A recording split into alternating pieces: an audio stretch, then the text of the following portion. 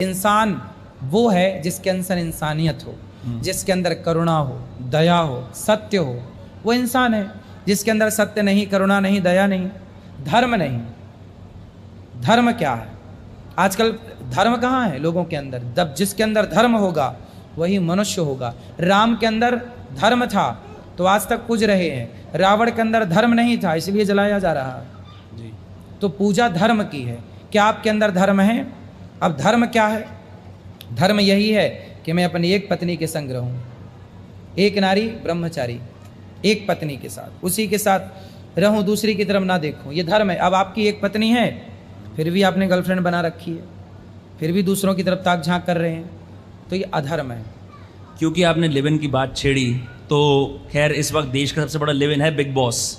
और मेरे को रिसेंटली मैंने न्यूज़ में पढ़ा कि बिग बॉस वालों ने आपको उनके अगले सीज़न में इनवाइट करा और आपने मना कर दिया। तो मैं जानना चाहता हूँ आपका कारण क्या है, क्योंकि बिग बॉस तो बहुत पॉपुलर शो है। अब देखो, आपने बताया कि वहाँ पे लिव इन चलता है। अब हमें लिव इन में तो रहना नहीं है। हम तो धर्म पत्नी है हमारी पत्नी के संग हम रहते हैं, परिवार के संग रहते हैं। हम क्यों कुत्ता बिल्ली बने? हम इंसान से देवता बने कि इंसान से और कुत्ता बिल्ली बने, जानवर बने हैं? तो वह इंसान से जहाँ देवता की श्रेणी हो हम वहाँ तो जाएं, हम ऊपर की तरफ जाएं, हम जानवरों की तरफ काहे जाएं? लेकिन आचार्य जी, उससे आपके जो आप टीचिंग्स देते हो इतनी अच्छी हिंदू धर्म के बारे में, उसमें और प्रचार होगा, देश भर के लोग जानेंगे। नहीं, देश भर के लोग तो अभी भी जान रहे हैं, कौन नहीं जान रहा? हाँ, उसके बाद थोड़ी जानेंगे। वो थोड़ी पॉपुलर करेगा, वो तो ऑलरेडी उनको बुलाता है जो पॉपुलर हैं। सही बात है ना? तो उसके वो हमें क्या पॉपुलर करेगा? हम जाएंगे तो वो पॉपुलर हो जाएगा, इससे तो बुला रहा है। इसलिए हम जा नहीं रहे हैं वहाँ कि वो हमारे संस्कारों से मैच नहीं कर रहा है। एक सवाल ये आता है अक्सर, और ये थोड़ा कंट्रोवर्शियल सवाल है, कि जब हम भारत के अंदर किसी गुरु या सन्यासी के बारे में सोचते हैं तो हम सोचते हैं वो हिमालयों में जाकर रहते हैं, वो एकदम सादे वस्त्र पहनते हैं, वो सब त्याग कर देते हैं, और यहाँ पे आपका इतना अच्छा आश्रम है, आप लोगों को प्रवचन देते हैं। तो कोई गृहस्थ जीवन में रहकर भी इस तरह से भगवान के पास आ सकता है? और क्या आप पहली वो प्रणाली, आपके बाद और बहुत सारे ऐसे महाराज आचार्य आने वाले हैं जो ये सब सोशल मीडिया पे भी छा सकते हैं और ध्यान भी कर सकते हैं? देखो, हमारे यहाँ संत का मतलब ना हिमालय नहीं है। हमारे यहाँ वशिष्ठ जी संत हैं, माता अरुंधति के संग राम जी के गुरु जी। वशिष्ठ जी, माता अरुंधति, ये गृहस्थ हैं। राम जी के गुरु कैसे हैं? गृहस्थ हैं जी। और गृहस्थ में रह करके उन्होंने राम को शिक्षा दी, गुरुकुल चलाते थे, राम जी वहीं पढ़ने गए।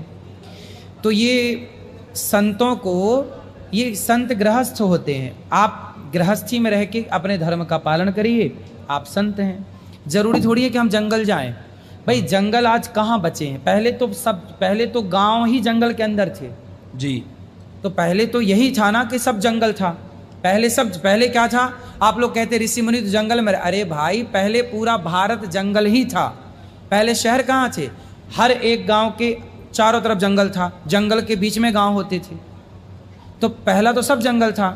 तो उस हिसाब से लोगों ने मानसिकता बना ली कि संतों तो जंगल में रहते हैं। अब जंगल हो गए खत्म, तो संत कहाँ जाएं? संत गृहस्थ हमारे और आपकी तरह समाज। देखो, संत का अर्थ होता है जो संत अंत, जो अपनी इच्छाओं का अंत कर दे, जो अपने सुखों का अंत कर दे और जो समाज के सुख के लिए जिए, उसी का नाम संत है। और देखो, हमारी आज तबीयत खराब है फिर भी हम आपके साथ बैठे हैं। बहुत बहुत धन्यवाद आप। तो हमारी अपनी इच्छा नहीं है फिर भी हम आपकी खुशी के लिए बैठे हैं। और हम चाहते हैं कि हमारे कहने से यदि समाज को कोई बढ़िया मैसेज मिल रहा है तो अच्छी बात है। हमारे प्रयास करने से, देखिए गौरी गोपाल में आपकी एज क्या है? 27। मेरी 33 है लगभग। आप 6 साल का फर्क है। हाँ। अब देखिए, मेरी उम्र के बच्चे बाजार में देखेंगे ना, शराब पी रहे हैं। मेरी उम्र के बच्चे क्या नहीं कर रहे हैं? आप तो खुद युवा हैं, खूब जानते हैं जी। लेकिन आपकी उम्र का एक बालक 33 साल की उम्र में, सोचिए, आज गौरी गोपाल गुरुकुल में 150 बच्चे पढ़ते हैं निःशुल्क। उनको रहना, खाना, दूध, सब कुछ व्यवस्था, उनका पढ़ाई लिखाई, कॉपी किताब सब फ्री। 150 बच्चों की सेवा चल रही है। 280 वृद्ध माएँ हैं, आप देख सकते हैं ऑन रिकॉर्ड अपनी आंखों से। उनको दवाई, हॉस्पिटल का खर्चा, खाना पीना, सब कुछ यहाँ निःशुल्क माओ का। 30,000 लोग भरपेट भोजन कर रहे हैं। यदि एक व्यक्ति की मेहनत करने से, यदि मैं जंगल चला गया होता तो उन बच्चों को कैसे पढ़ाई होती?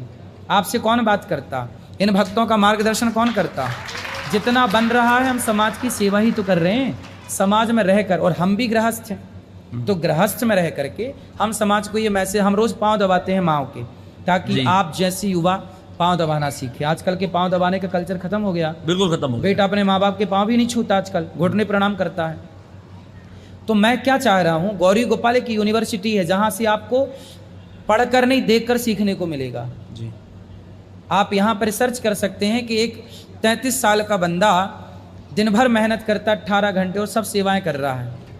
अब बताइए, आप भी पहुंचेंगे एक दिन 33 साल की आयु में, बिल्कुल आपके पहुंचेंगे। बहुत सारे लोग पहुंचेंगे 33 साल की आयु में।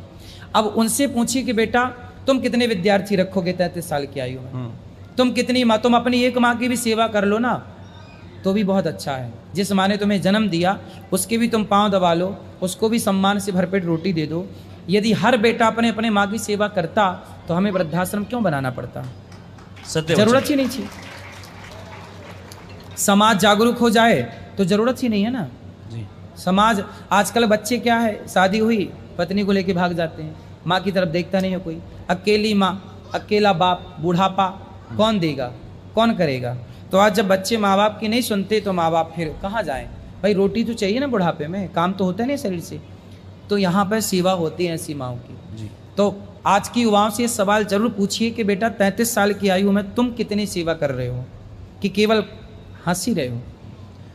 आपने इतने सारे अच्छे कदम उठाए हैं, इसी वजह से सब वृद्धाओं को खाना मिल रहा है, उनको रहने की जगह है। लेकिन उसके बावजूद भी बहुत सारे यूट्यूबर हैं इंडिया के अंदर जिनके आपकी तरह ही करोड़ों सब्सक्राइबर्स हैं। मैं कुछ नाम ले सकता हूँ, मोहक मंगल, ठगेश और फिंग नाम के यूट्यूबर हैं। उन्होंने आपके ऊपर रोस्ट निकाले हैं, वो आपकी खुलेआम आलोचना कर रहे हैं। आपका इन पर क्या कहना है? देखिए, वो आलोचना कर सकते हैं, इसलिए कर सकते हैं क्योंकि वो अच्छाई को देखना ही नहीं चाहते। जब अच्छाई आती है तो उन लोग आंख बंद कर लेते हैं।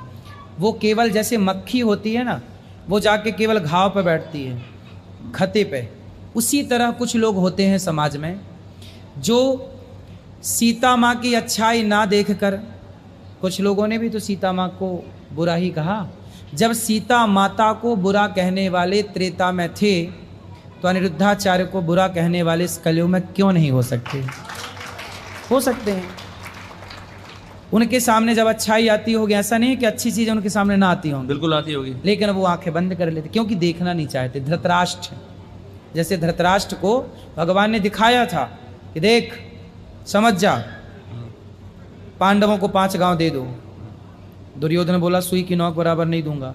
तब धृतराष्ट्र को बोलना चाहिए था ना, क्यों नहीं देगा भाई, है ना? लेकिन धृतराष्ट्र ने नहीं बोला।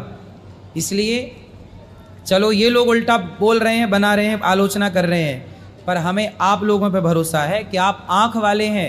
आप खुद गौरी गोपाल आइए और यहाँ की सेवाओं को देखिए और अपने दर्शकों को दिखाइए, अपने दोस्तों को दिखाइए।